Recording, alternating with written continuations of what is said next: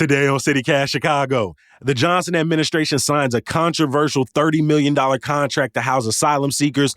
There's a compromise to end Chicago's minimum wage, and Soldier Field is home to plenty of football this weekend. Here to dive into the details are Southside Weekly editor Alma Campos and Block Club Chicago's newest investigative journalist, Manny Ramos. It's Friday, September 22nd. I'm Jacoby Cochran, and this is what Chicago's talking about.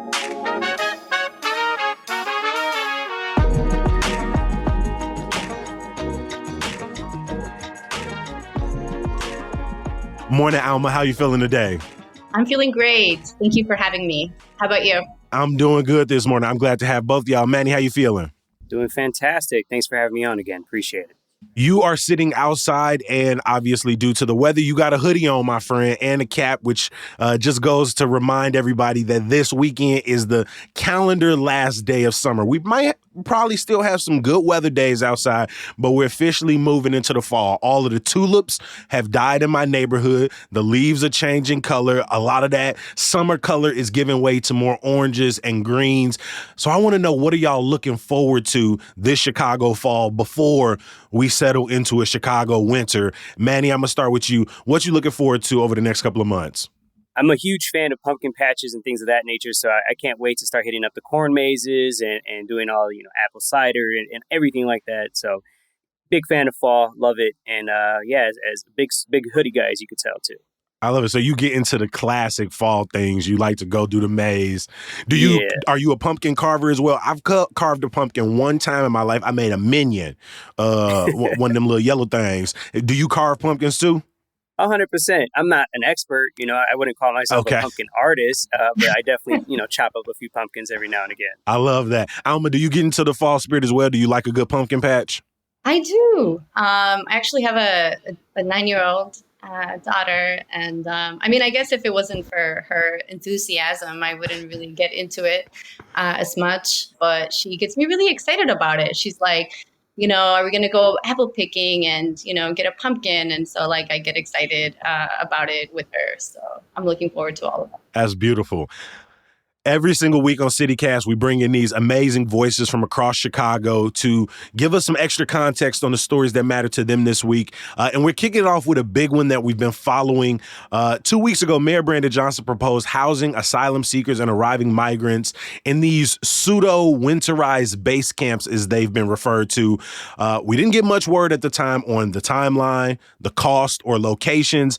It had been pretty mum on new details until this week, when record of a near $30 million contract to construct and operate these said camps became known to the public. Alma, what are the latest details coming out of the Johnson administration?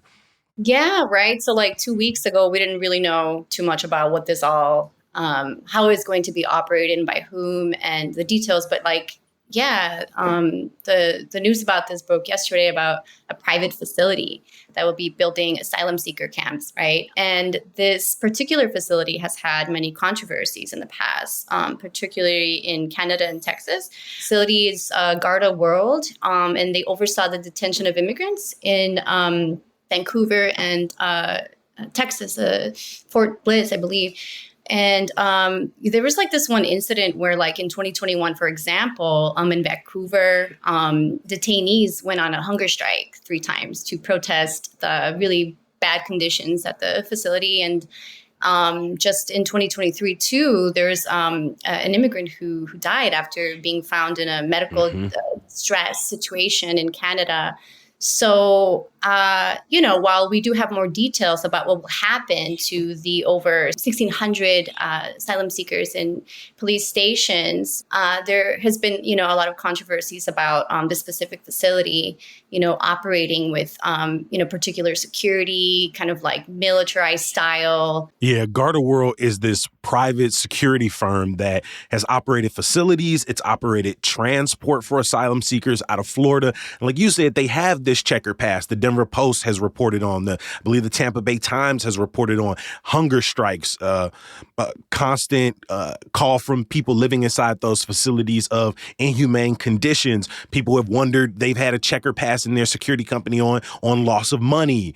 And so the big question that came out to me beyond what the details were, which we found that the contract includes that they'll run the facilities, they'll set them up, they'll have heated tents, they'll have cots, they'll have foot lockers for people, toilet and laundry services.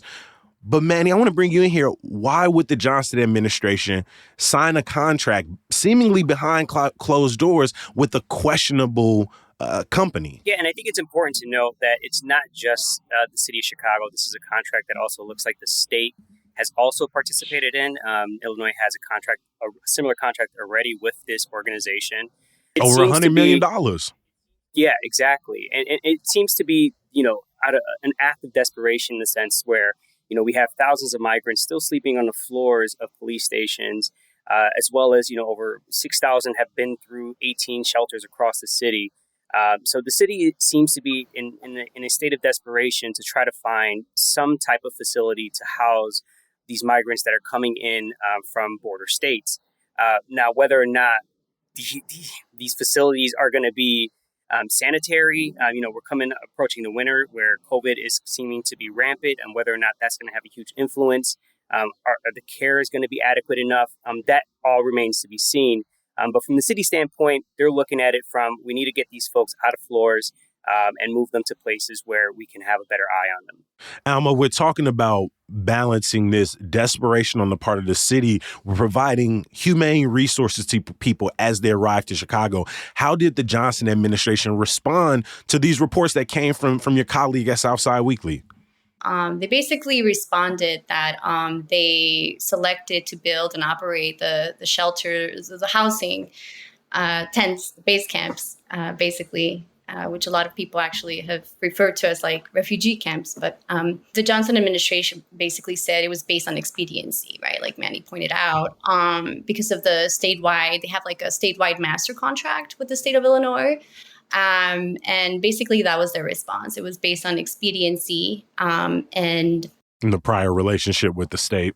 The relationship with the state, which, there are criticisms about that. And it's not like this is unknown to the Johnson administration. Someone in Johnson's staff reached out with concerns after the Denver Post had published their testimony, had reached out to state offices to say, are we looking into this? Are we tracking it? We're seeing reports that people are under-trained at these facilities. Like you said, they have these security and military backgrounds, but the checks and balances don't seem to be there. And now, according to the contract, it looks like at least 6 of these zones would be set up not only in Cook County, but in places like DuPage County, Kane, Lake, McHenry, and Will County.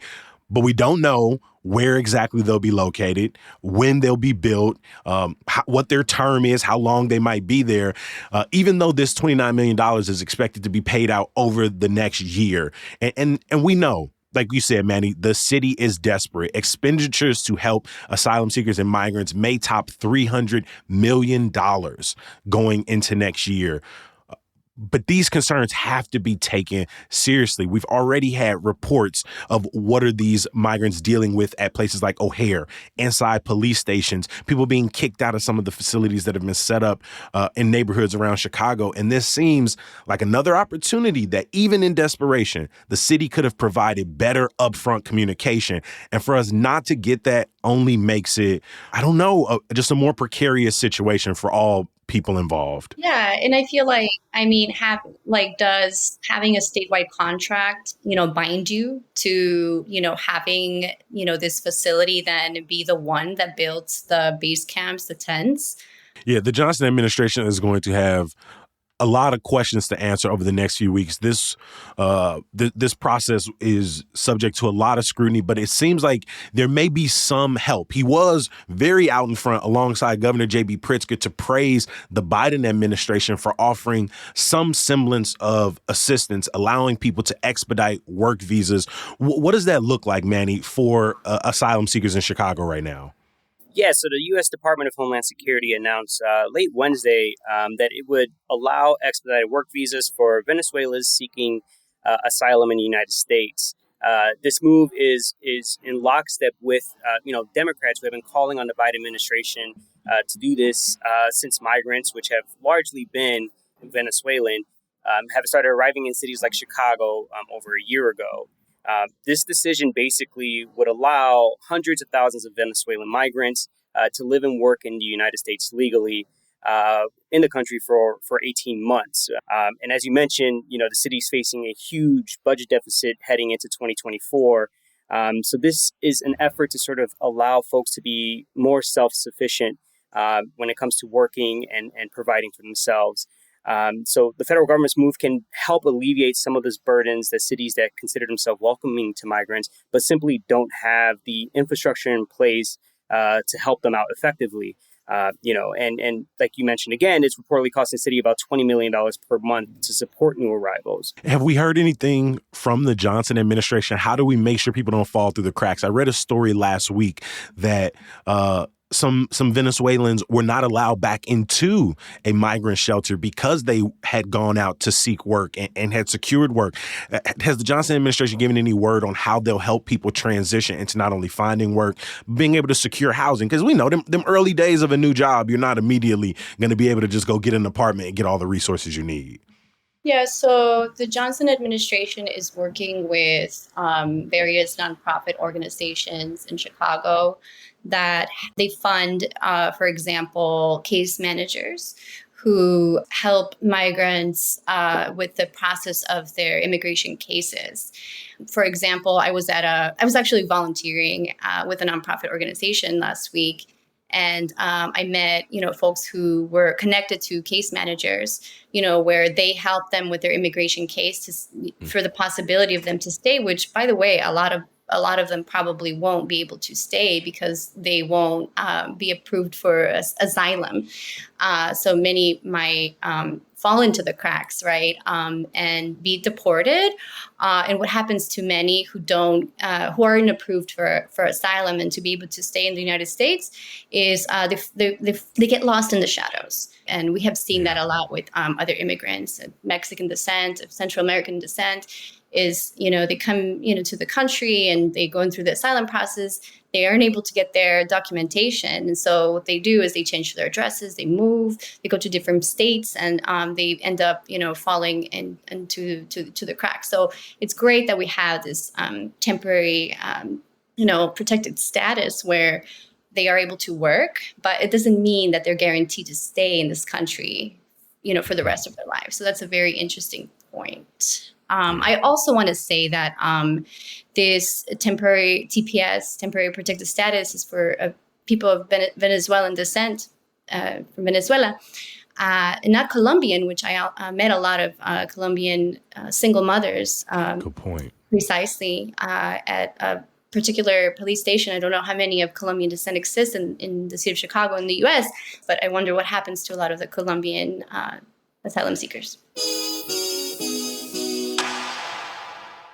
Manny, I want to bring things back to you. There was a huge initiative in our city to end the sub-minimum wage, or the wage that is paid to tip workers. And there were some advancements in city council this week. What are the latest? Yeah, so there's a new proposal that would essentially put an end to sub-minimum wage for tip workers. It essentially raises the minimum wage for tip workers gradually over the next 5 years. Until it matches the city's, regular minimum wage. But basically, workers would receive an 8% annual increase starting, this year or next year until 2028.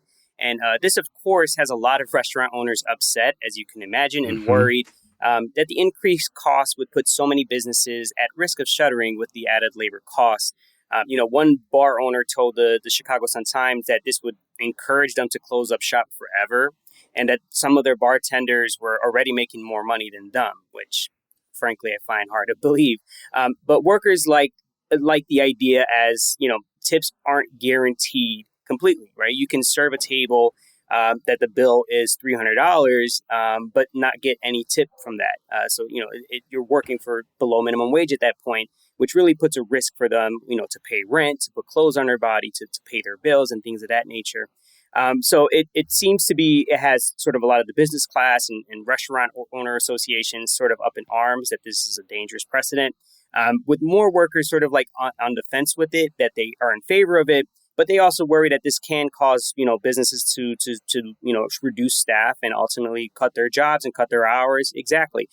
So it's kind of a really tough balancing act here on how to approach this, because this is one of Mayor Brandon Johnson's, initiatives that he sort of was campaigning on.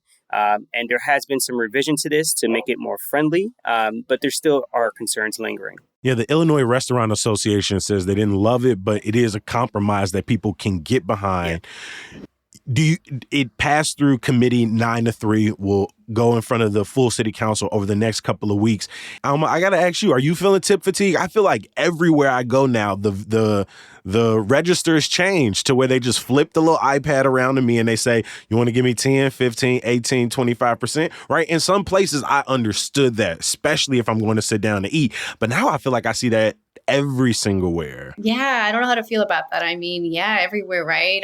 Chipotle, wherever you're at, like they just turn it, and then you kind of just like feel like, are they watching me? Like how much? Because you gotta insert zero now, so it makes you have to act on it beyond just rejecting. You gotta insert $0 if you don't want to give an extra tip, and that I don't got it in me.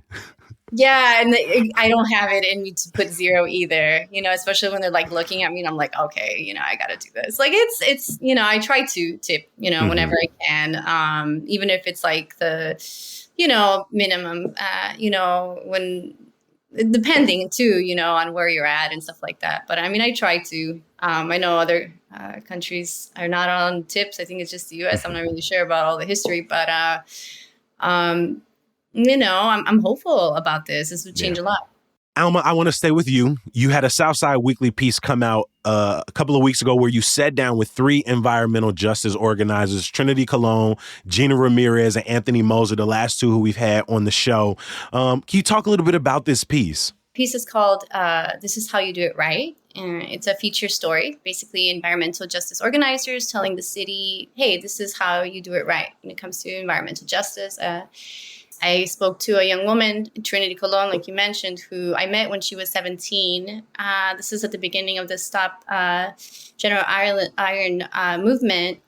She's turning 20 this month, and she told me how difficult actually it was, to push the campaign forward, especially because she said she missed out on a big part of her adolescence, her teen years. She was often also criticized when she would go up there with a megaphone and protest.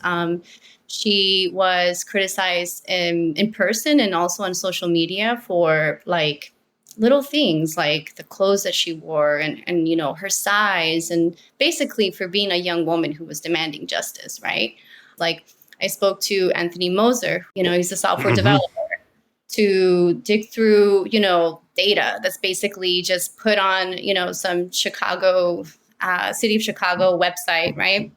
And he cleans it up and he, works on how to make it more accessible and more user-friendly for people, right? And so I thought this was like really interesting. Like he just does this because, he tracked a bunch of violations at the nearby asphalt plant in McKinley Park, and through that has just provided more and more environmental justice information for people. That's right, and that's how it started, because asphalt plant is near his near where he lives. He lives in Brighton Park. The facilities in McKinley Park, but they're like neighboring, neighborhoods.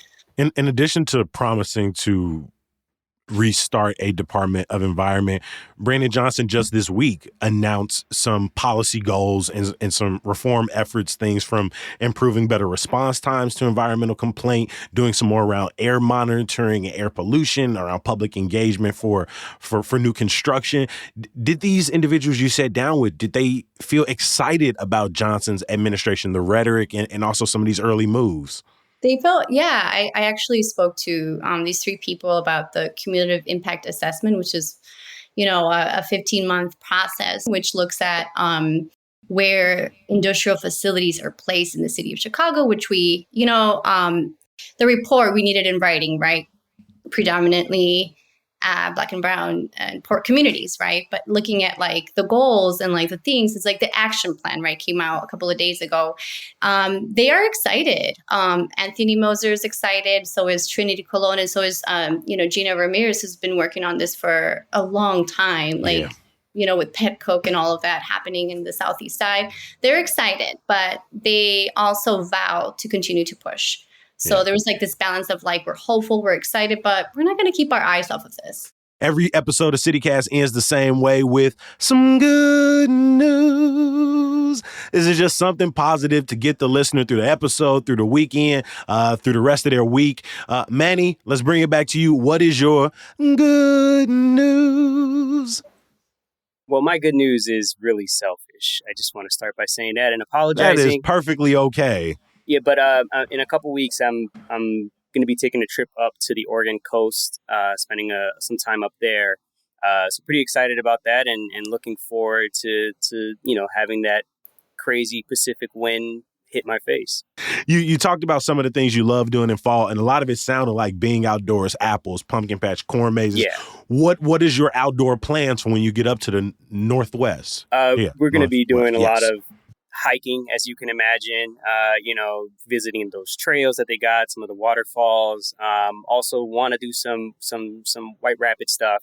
Haven't really confirmed if we're going to do that yet. But yeah, it's definitely going to be outdoors. I didn't know you get down like that, though.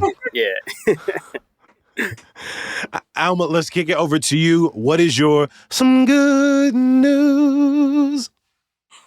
I mean, honestly, I love summer, but there was something about the fall chill that it brought a lot of joy to me. I love to walk. I walk almost every day for 30 minutes or up to an hour. And I just like the wind and the feeling of the fall coming. Like, it's very simple. Like, come on. Do you like the layers? You like throwing on a nice little sweater, nice little shawl or something? Yeah, I do. The sweater, like being all snug, like in your sweater at home too, it just brings comfort to me. Honestly, I feel a little bit inspired by both of y'all. Consistent walking and White Rapids, two different extremes on the spectrum, but both things that excite me and I would like to try. I'll wrap this up for us today. My some good news takes us to Soldier Field this weekend. No, the Bears are not going to be there. They're on the road this weekend, trying not to go 0-3 against the defending Super Bowl champ Kansas City Chiefs. I do not say that with a lot of joy or optimism. It's been a tough start to the season. That's not my good news. My good news is there will still be football this weekend at Soldier Field. Saturday, the Chicago Fire are taking on the New England Revolution. Both of those team names are very on the nose, but the club is celebrating their Hispanic and Latinx Heritage Month with the first 5,000 fans getting a great prize when they show up to Soldier Field. And then on Sunday, the U.S. Women National Team star Megan Rapinoe, two-time Women's World Cup winner, Olympic gold medalist, will play her final international match against South Africa at Soldier Field. So if you're looking to see something at Soldier Field, some positive things at Soldier Field this weekend, feel free to stop by and maybe get your soccer in this weekend, because Messi gonna be in town in a week and a half, and them tickets go from $180 to somewhere around $2,000, $2,500 to see the star who may not even make it out there. So, hey, football at Soldier Field this weekend. That may be the only sport that is consistently playing there in a few years. So go on, get hip to it now while you can. I want to give y'all another huge thank you from Southside Weekly, Alma Campos, and the new investigative journalist for Block Club Chicago, Manny Ramos. I appreciate y'all answering my email, looking up some great stories, and making time to come talk with your boy this week. I'll talk to y'all soon. Thank you so much. Again. Awesome.